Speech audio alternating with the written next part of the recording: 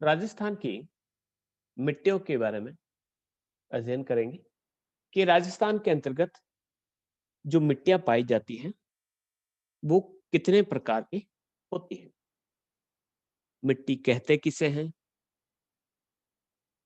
मिट्टी के अंदर कौन कौन से तत्व शामिल किए जाते हैं, उन सभी को हम मिलाकर मिट्टी कहते हैं। यानी मिट्टी केवल चट्टान चूर्ण नहीं है, मिट्टी के अंतर्गत बहुत सारी चीजें शामिल होती हैं। बढ़ते हैं आगे और स्टार्ट करते हैं। राजस्थान की मिट्टियां ध्यान से पढ़ें और सुनते रहें, समझते रहें कि राजस्थान में हम मिट्टियों का जब वर्गीकरण करते हैं तो मुख्य रूप से उर्वरता के आधार पर मिट्टियों का वर्गीकरण किया जाता है। तो यहाँ पर अलग अलग प्रकार का धरातल है। यहाँ पर रेगिस्तान भी है, यहाँ पर पहाड़ भी है, यहाँ पर नदियों द्वारा सिंचित मैदान भी है, तो यहाँ पर लावा निर्मित पठारी क्षेत्र भी है। तो इस प्रकार से राजस्थान के अंतर्गत बहुत प्रकार की मिट्टी आपको देखने को मिल सकती है। कि राजस्थान की विभिन्न मिट्टियों का अगर हम वर्गीकरण देखें तो सबसे पहले इसी एक डायग्राम के माध्यम से आप पूरे के पूरे मिट्टियों के वर्गीकरण को अच्छी तरीके से समझ सकते हैं। देखिएगा, मिट्टी बनती कहाँ से है? तो मिट्टी जो बनती है उस क्षेत्र में पाए जाने वाले विभिन्न प्रकार के जो धरातल है या विभिन्न प्रकार के जो पर्वत है, पठार है, उसी से घिस कर उसके अपर्दन, उसके अपक्षय से मिट्टी की संरचना का आधार होता है। तो अगर वहाँ के पर्वतों के बारे में या उसके भौगोलिक क्षेत्र के बारे में अगर आपको कुछ जानकारी है, तो आप वहाँ की मिट्टियों का एक अनुमान सहज रूप से लगा सकते हैं। यानी सहजता से आप बता सकते हैं कि कहाँ पर किस प्रकार की मिट्टी मिलेगी। हम बात करते हैं, सबसे पहले हम इसके भौतिक विभागों में डिवाइड करते हैं। इसी चित्र को आप ध्यान में देखिएगा और हमने कहा कि ये जो रेड लाइन है, इस रेड लाइन के इस तरह आप देखिएगा, यहाँ पर है रेतीला शुष्क मैदान, ठीक है? यहाँ पर हम आते हैं तो ये आ जाता है आपका अर्ध शुष्क क्षेत्र, ठीक है? अर्ध शुष्क क्षेत्र के बाद यहाँ पर आता है आपका अरावली, ठीक है? अरावली के बाद आता है यहाँ पर आपका मैदानी क्षेत्र और ये जो भाग है ये है आपका पठारी भाग, ठीक है? जो हाड़ौती का क्षेत्र कहलाता है। अब रेगिस्तान है तो रेगिस्तान में रेतीली मिट्टी आपको सहजता से देखने को मिल जाएगी कि रेतीली बलुई प्रकार की मिट्टी देखने को मिलती है। यहाँ पर देखेंगे तो यहाँ पर एक गग्गर नदी का पाट का चित्र है। तो गग्गर नदी बहती थी यानी वहां पर जो मिट्टी पाई जाती थी वह कछारी प्रकार की या जलोढ़ प्रकार की मिट्टी पाई जाती है। तो यहाँ पर रेती भूरी रेतीली है लेकिन कछारी का मिक्स हो गया क्योंकि नदी बहती थी। फिर हम बढ़ते हैं कि ये भूरी और रेतीली, तो यहाँ से रेतीली मिट्टी जो उड़ी और यहाँ पर पहुंच गई और वहां पर उसका रंग थोड़ा सा भूरा और थोड़ा सा रेतीला हो गया। ये जो हिस्सा है ये है जैसलमेर सॉरी जालोर और बाड़मेर का दक्षिणी हिस्सा। बाड़मेर यहाँ पर खत्म हो जाता है यहाँ पर। तो बाड़मेर और जालोर के ये हिस्से में यहाँ पर आपने देखा होगा लूनी नदी जो है वह खारे पानी को लेकर या फिर कह सकते हैं कि खारे जल को। दूसरा यहाँ पर देखिए कि कच्छ का जो क्षेत्र है वो कच्छ का क्षेत्र भी इससे लगा हुआ है। तो यही कुछ कारण है कि यहाँ पर हो सकता है कि उस समय समुद्र का खारा पानी यहाँ पर पहुंचता हो और वहां से इनकी मिट्टियों का रंग थोड़ा सा खार मिट्टियों का जो स्वाद है थोड़ा सा खारा हो गया, ठीक है? इसके अलावा जो पहाड़ी क्षेत्रों के अंतर्गत पाई जाती है वो है आपके लाल पीली, यहाँ पर लाल लोमी प्रकार की मिट्टी जो आपके उदयपुर और डूंगरपुर में लाल रंग की मिट्टियां देखने को मिलेगी। फिर बांसवाड़ा प्रतापगढ़ के जो क्षेत्र है चित्तौड़गढ़ के वहां पर मिश्रित लाल और यहाँ पर आपको काली मिट्टी का क्षेत्र और यहाँ पर आपको मध्यम काली की मिट्टी का क्षेत्र मिलेगा। ये नदियों का कुछ क्षेत्र है तो वहां पर भूरी, रेतीली और कछारी मिट्टी आपको देखने को मिलेगी, ठीक है? तो ये कुछ भूरी, रेतीली, कछारी और यहाँ पर आप देखेंगे तो पूरी की पूरी कछारी। कछारी मिट्टी का नाम आ गया यानी वहां पर नदियों का क्षेत्र है और मैदानी भाग है। तो इस प्रकार से हम नदियों को या फिर विभिन्न प्रकार की जो मिट्टियों को हैं, अलग-अलग तरीके से विभक्त कर सकते हैं। और राजस्थान में जो अलग-अलग प्रकार की मिट्टियाँ पाई जाती है, जिसके अंतर्गत हम रेतीली मिट्टी की बात करेंगे, बलुई मिट्टी की बात करेंगे, लाल लोमी या लाल दोमट मिट्टी की बात करेंगे, काली मिट्टी या जिसे रेगुर मिट्टी भी कहा जाता है, उसका ज़िक्र होगा। दोमट मिट्टी या कछारी मिट्टी या जलोढ़ मिट्टी, जिसे कांप मृदा भी कहा जाता है, सभी एक ही प्रकार की मिट्टियाँ हैं। उसका ज़िक्र करेंगे। भूरी दोमट मिट्टी या जिसे पीली मिट्टी कहा जाता है। इसके अलावा भूरी, बलुई मिट्टी, क्षारीय या लवणीय मिट्टी। तो इस प्रकार से हम लगभग 7 से 10 प्रकार की मिट्टियों का अलग-अलग प्रकार से वर्गीकरण देखेंगे। तो ये वर्गीकरण हम पढ़ते हैं और बढ़ते हैं। सबसे पहले बात करते हैं हम रेतीली मिट्टी की या बलुई मिट्टी। अब बलुई मिट्टी यानी बालू का अंश होगा और बालू का अंश आपको कहाँ मिलेगा? तो रेगिस्तानी क्षेत्र में आपको बालू की मिट्टी का अंश देखने को मिलेगा। क्या विशेषता है? तो इस प्रकार की मिट्टी का जो क्षेत्र है राजस्थान का पश्चिमी क्षेत्र है, जिसमें राजस्थान के जैसलमेर, बाड़मेर, बीकानेर, जालोर, जोधपुर, नागौर, चूरू और झुंझुनू का क्षेत्र इसमें शामिल किया जाता है। क्या विशेषता है? तो इस मिट्टी में कैल्शियम की मात्रा अधिक होगी, यानी चूनादार मिट्टी ज्यादा होगी, चूने का अंश ज्यादा होगा। नाइट्रोजन की कमी होगी। नाइट्रोजन की कमी क्यों है? कि वनस्पति यहाँ पर पाई नहीं जाती, वनस्पति है नहीं, वनस्पति पर आधारित जीव है नहीं, तो नाइट्रोजन की कमी कहाँ पूरी कैसे होगी? इसी प्रकार से जीवाश्म नहीं पाए जाते हैं। जीवाश्म कैसे होंगे? जीव है ही नहीं यहाँ पर, तो जीवाश्म हो ही नहीं सकते। ह्यूमस यहाँ पर देखने को नहीं मिलेगा। तो इस क्षेत्र में गर्मी अधिक पड़ती है और बारिश कम होता है। इस कारण यहाँ पर वनस्पति नहीं होती है, और वनस्पति नहीं होती है तो उस पर आधारित जीव यहाँ पर नहीं होते। फिर बात करते हैं फसलों की।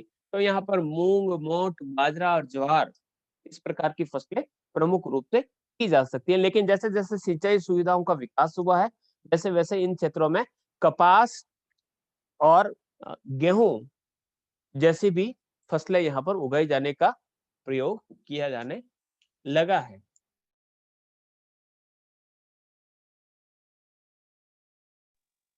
बढ़ते हैं आगे कि राजस्थान में सर्वाधिक इसी प्रकार की मिट्टी यानी रेती बलुई मिट्टी पाई जाती है। लवणता और क्षारीयता की मात्रा यानी खारापन अधिक पाया जाता है, और खारेपन को कम करने के लिए इसके अंतर्गत हम किसका प्रयोग करते हैं? जिप्सम का प्रयोग करते हैं। चूना पत्थर का जो प्रयोग किया जाता है वो यहाँ पर थोड़ा-सा मैं यहाँ पर इसको काट देता हूँ। चूने पत्थर का जो प्रयोग किया जाता है, खारी मिट्टी को आपको सही करना है तो जिप्सम का प्रयोग करते हैं, और अगर आपके अम्लीय प्रकार की मिट्टी है तो उसके अंदर चूने का प्रयोग किया जाता है। तो इस प्रकार से इसका इस मिट्टी को सुधारा भी जा सकता है। पीएच स्केल, तो पीएच स्केल पर 0 से लगभग 6.9 तक होता है, तो चूने पत्थर से इसकी अम्लीयता को कम किया जा सकता है। ये अम्लीय मिट्टी के बारे में बताया गया है कि अम्लीय मिट्टी किस प्रकार की होती है, और अम्लीय मिट्टी को कम करने के लिए हम उसमें चूने पत्थर का प्रयोग करते हैं। इसी प्रकार से जो क्षारीय मिट्टी होती है, वो 7 से अधिक यानी 7 का जो मान होता है वो तटस्थ होता है, एकदम मिडल में। न्यूट्रल जो होता है वो होता है 7। 7 से अधिक है तो उसे हम खारी मिट्टी कहेंगे, 7 से कम है तो उसे हम अम्ल मिट्टी कहेंगे। तो इस प्रकार से इस क्षारीयता को दूर करने के लिए हम जिप्सम का प्रयोग करते हैं। बढ़ते हैं आगे। इस मिट्टी में सिंचाई की सुविधा होने पर इसे उपजाऊ बनाया जा सकता है। बालू मिट्टी में जल धारण करने की वाटर होल्डिंग क्षमता कम होती है, यानी मिट्टी में पानी डालेंगे तो पानी सारा का सारा पानी बिना सोखे उसमें से बाहर निकल जाएगा, क्योंकि इस मिट्टी के बीच में छोटे-छोटे से छिद्र होते हैं जो जल सोखते नहीं है। ठीक है? आगे बढ़ते हैं। बालू मिट्टी की मुख्य समस्या क्या है? सोडियम क्लोराइड यानी इसके अंतर्गत नमक के अंश पाए जाते हैं। तो ये जो चित्र है और इसमें नमक के अंश की बात करें तो बीकानेर, जैसलमेर, बाड़मेर, पाली और जालोर में लवणता अधिक देखने को मिलती है। और लवणता के कारण अगर बंजर भूमि का क्षेत्रफल की बात करें तो सर्वाधिक क्षेत्र आपको पाली के अंतर्गत देखने को मिलेगा, जहाँ पर लवणीयता का सबसे अधिक प्रतिशत देखने को मिलेगा। मुख्य फसलें मूंग, मोठ और बाजरा इसमें उगाई जाती है। वापिस एक बार उसे वापिस देख लेते हैं इसी अ, वर्गीकरण को, क्योंकि जो बलुई मिट्टी होती है उसको वैज्ञानिक रूप से एरिडोसॉल कहा जाता है। इसे अम्लीय मिट्टी भी कहा जाता है, लवणीय भी कहा जाता है, बालू, रेतीली, हर प्रकार की मिट्टियों के नाम से इसे जाना जाता है। तो राजस्थान का जो शुष्क प्रदेश है, जिसमें जैसलमेर, जोधपुर, बाड़मेर, बीकानेर, चूरू, झुंझुनू में ये मिट्टियाँ पाई जाती हैं। नई पद्धति का जो वर्गीकरण है, उसके अनुसार इसे एरिडोसॉल के नाम से जाना जाता है। नाइट्रोजन और कार्बनिक पदार्थ नहीं पाए जाते हैं क्योंकि यहाँ पर जीव-जंतु और वनस्पति के अभाव होते हैं। इसके कारण यहाँ पर मृदा के अंतर्गत ये इसके जो कण है थोड़े-से मोटे होते हैं, तो मोटे होने के कारण जैसे ही इसके अंदर पानी डाला जाता है, तो पानी जो है मिट्टी के अंदर छुप जाता है, तो वहाँ पर उस मिट्टी की जो कह सकते हैं कि उपयोगिता नहीं हो पाती है, वो उस पानी को थोड़ा-सा कह सकते हैं आपके होल्ड करके नहीं रख सकता। तो नमी नहीं बनी रह सकती इसलिए जल्दी सूख जाती है, इसलिए पौधों को पर्याप्त पोषण नहीं मिलता है। इस मिट्टी में कैल्शियम की मात्रा बहुत अधिक होती है, यानी खारापन अधिक होता है, चूने की मात्रा अधिक होती है।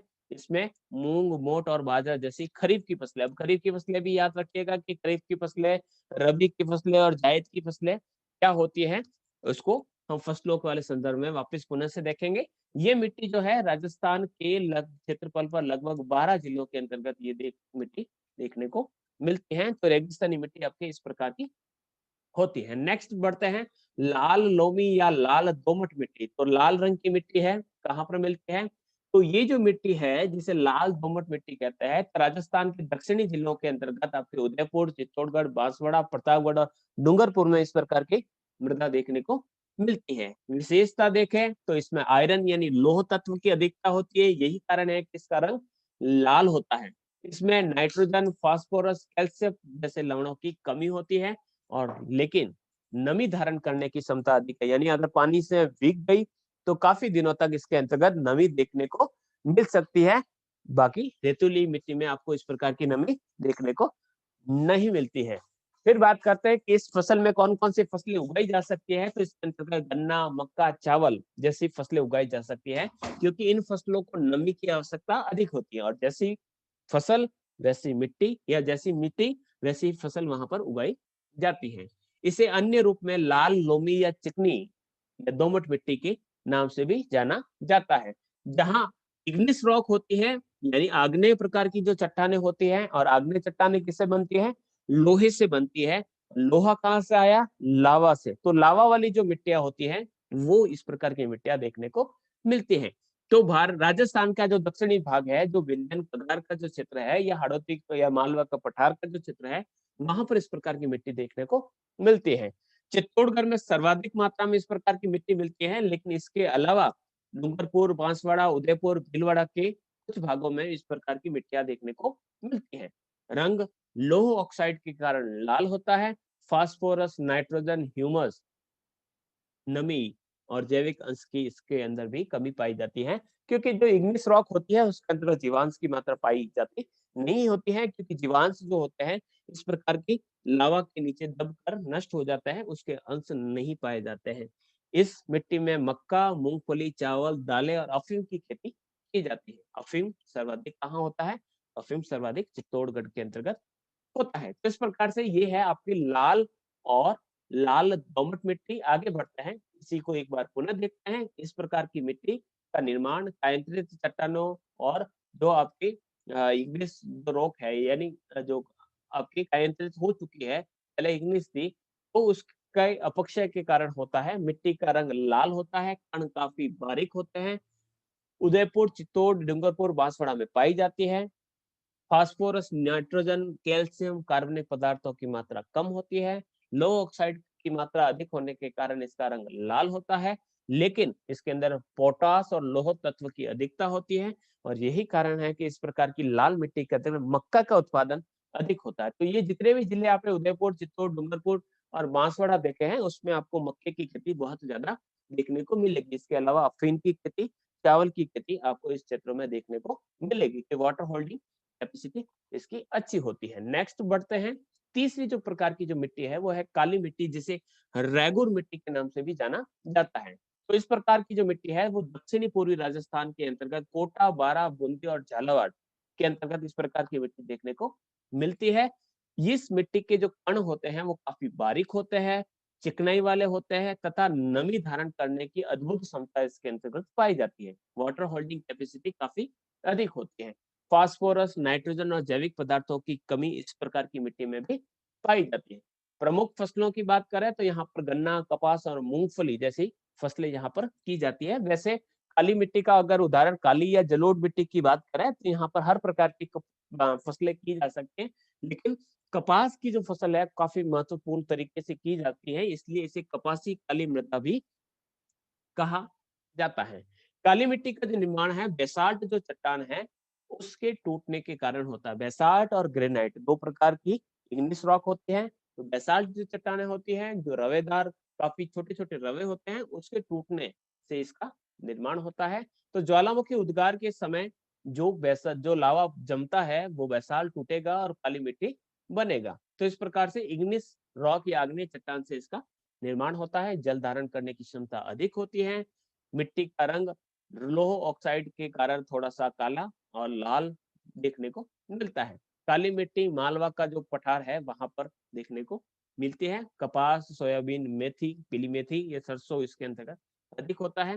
कपास अधिक होने के कारण इसे कपासी काली मृदा के नाम से भी जाना जाता है। तो इस प्रकार से काली मिट्टी जो है उस काली मिट्टी को हम भारत में या जो दक्षिण भारत में इसे रैगुर मृदा के नाम से भी जानते हैं और भारत से बाहर के जो क्षेत्र होते हैं उस जगहों पर इसी मिट्टी को चर्नोजम के नाम से जाना जाता है। यानी चर्नोजम कहे चाहे रेगुर कहे या काली मिट्टी कहे एक ही प्रकार की मिट्टी गिनी जाती है। बढ़ते हैं आगे और नेक्स्ट स्लाइड में एक नई मिट्टी को देखते हैं। काली मिट्टी को एक बार और देख लेते हैं कि काली मिट्टी क्या है। तो काली मिट्टी की कुछ विशेषताएं मैं और बताना बाकी रह गया है। तो क्षेत्र कोटा, बारा, बूंदी, झालावाड़ मिट्टी के कण अत्यंत बारीक, नमी धारण करने की क्षमता काफी अधिक, कैल्शियम पोटास की मात्रा पाई जाने के कारण कपास व नकदी फसलों के लिए काफी उपयोगी, लेकिन फास्फोरस और नाइट्रोजन की कमी होती है। इसके अंतर्गत डीएपी तथा सल्फर तथा आपको यूरिया देने की आवश्यकता रहेगी। फिर इसकी एक और विशेषता है, इसे स्वतः जुताई वाली मृदा भी कहते हैं। स्वतः जुताई वाली क्यों कहते हैं कि ये ऐसी मिट्टी होती है जिसमें जैसे ही गर्मियां होती हैं या जब पानी की मात्रा कम हो जाती है तो ये सूखती है। सूखने पर ये सिकुड़ती है और इस प्रकार की मिट्टी में जैसा कि आप चित्र में देख रहे हैं दरारें पड़ जाती है। तो इस प्रकार से दरारें पड़ जाती है तो ऐसा लगता है कि इसकी जुताई की गई। तो जिस प्रकार से खेत को जोतते समय हम खेत के अंदर विविध जो हल चलाते हैं और उसके अंदर गड्ढे बन जाते हैं, उसी प्रकार से इसके अंदर अपना आप गड्ढे बन जाते हैं। और जैसे ही गड्ढे बन गए फिर बारिश होगी या बारिश या अन्य प्रकार से अगर इसको पानी मिला तो ये वापस से चिपचिपी सी और एकदम लिपलिपी सी कह सकते हैं कि एकदम विस्कस टाइप हो जाएगी। तो इस प्रकार से वो नमी धारण करने के बाद चिपचिपी हो जाती है और सूखने पर एकदम कठोर हो जाती है। तो इस प्रकार से उसको पानी मिलता ही यानी खुद जुताई कर लेती है। तो इसको स्वतः जुताई वाली मिट्टी भी कहा जाता है। नेक्स्ट दोमट मिट्टी या कछारी मिट्टी या कांप मिट्टी या जलोढ़ मिट्टी, सभी नाम एक ही प्रकार की मिट्टी है जैसे कि आप चित्र में देख लेते हैं कि नदी जब आती है तो नदी के आसपास के क्षेत्रों में जो मिट्टी का हल्की-हल्की बारीक सी मिट्टी का जो जमाव होता है, उसी प्रकार की मिट्टी को हम कहते हैं जलोढ़, कछारी, कांप या दोमट।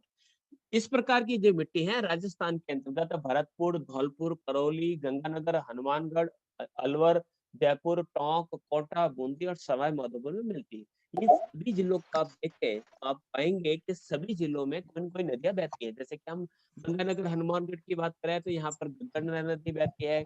अलवर और इनके टोंक और इनकी बात करें तो यहाँ चंबल का बेसिन है, माही का बेसिन है, बनास का बेसिन है। तो इस प्रकार के जो क्षेत्र है इन सभी क्षेत्रों में आप देखेंगे कि नदियों द्वारा लाई गई मिट्टी पाई जाती है। अब इस जलोढ़ मिट्टी को भी हम 2 भागों में बाँट सकते हैं, एक तो नई जलोढ़, एक पुरानी जलोढ़।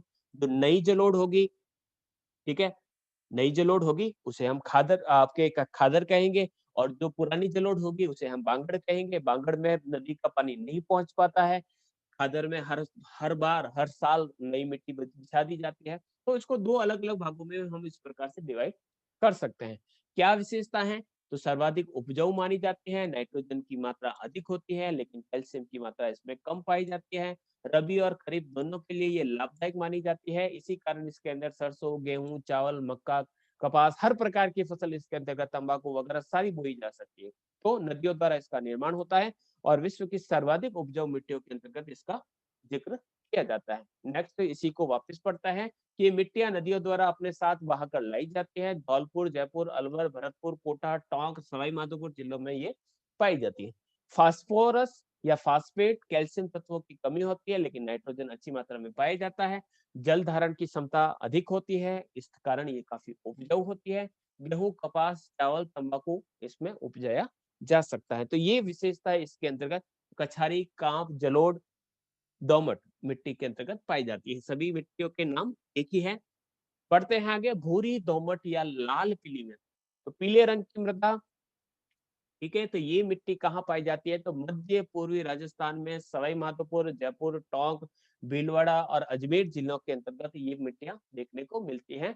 बनास नदी की जो मिट्टी है उस नाम से भी जाना जाता है। तो मुख्य रूप से टोंक का जो क्षेत्र है, ये जयपुर के आसपास के क्षेत्रों में इस प्रकार की पीली मिट्टी आपको देखने को मिलती है। तो मूंगफली यही इस प्रकार की जो मिट्टी है उसमें बहुत ज्यादा की जा सकती है।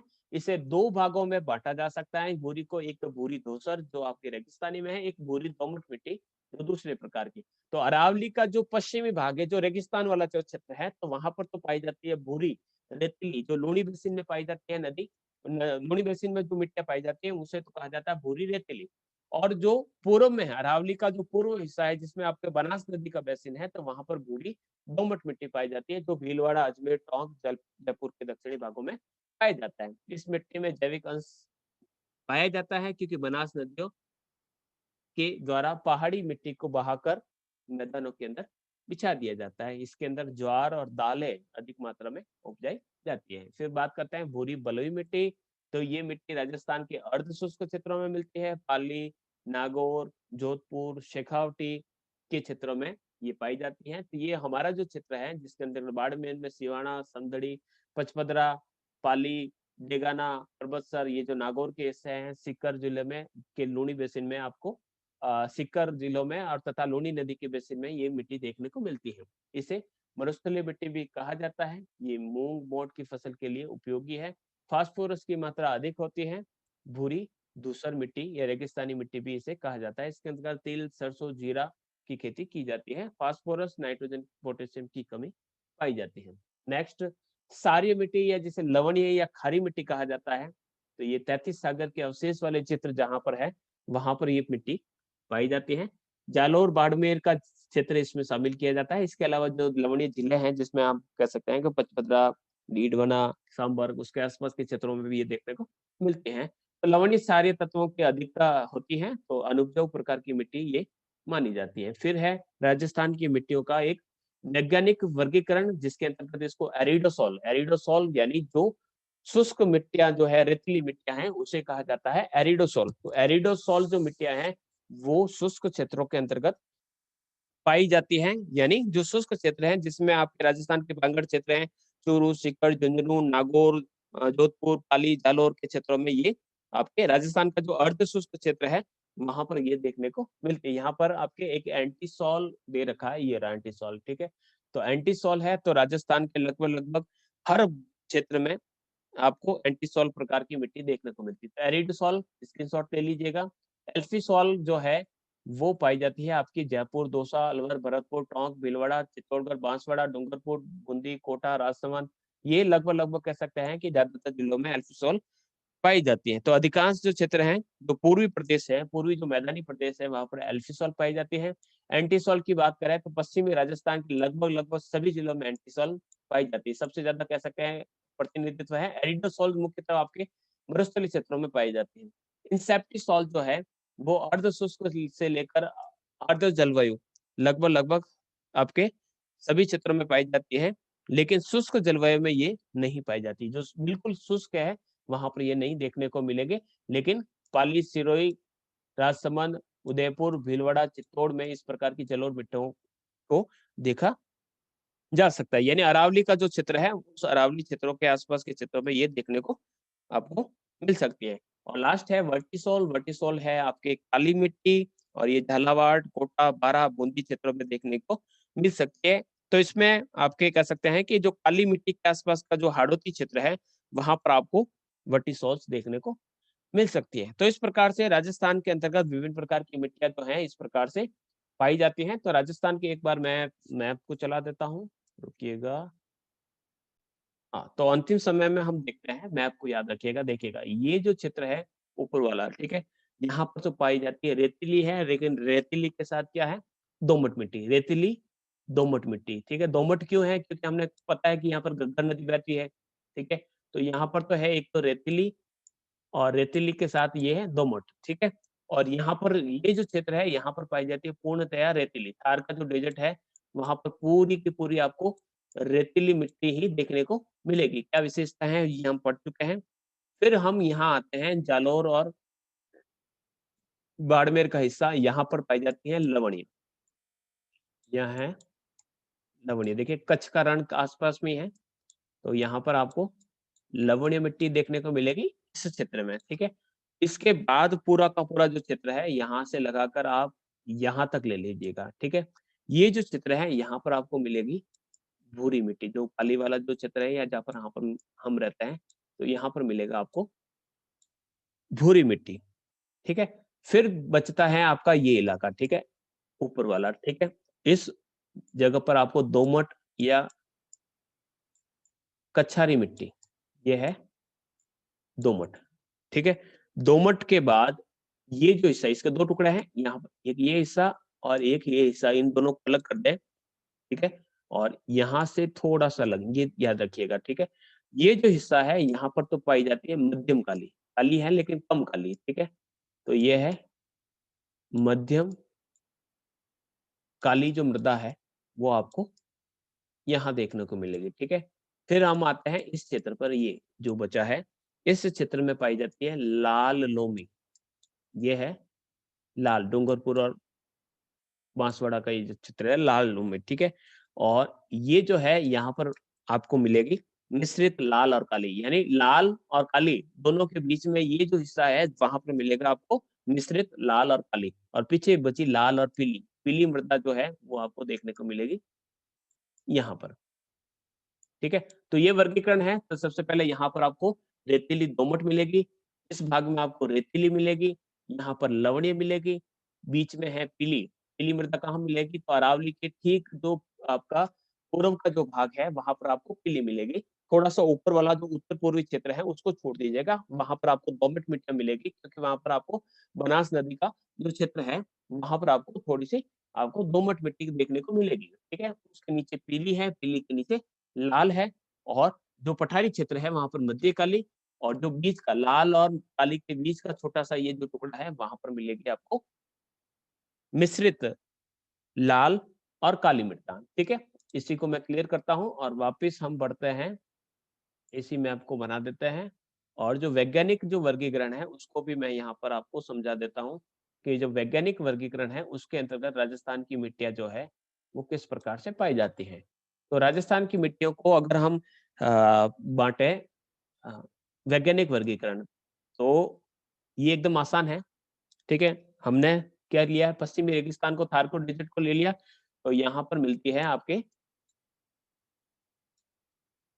एरिडोसॉल, ठीक है। याद रखें, एरिड एरिड रीजन में मिलती है, सॉरी, यहाँ पर मिलेगी एंटीसॉल। एंटीसॉल जो मिलती है, ये मैं मिटा देता हूँ।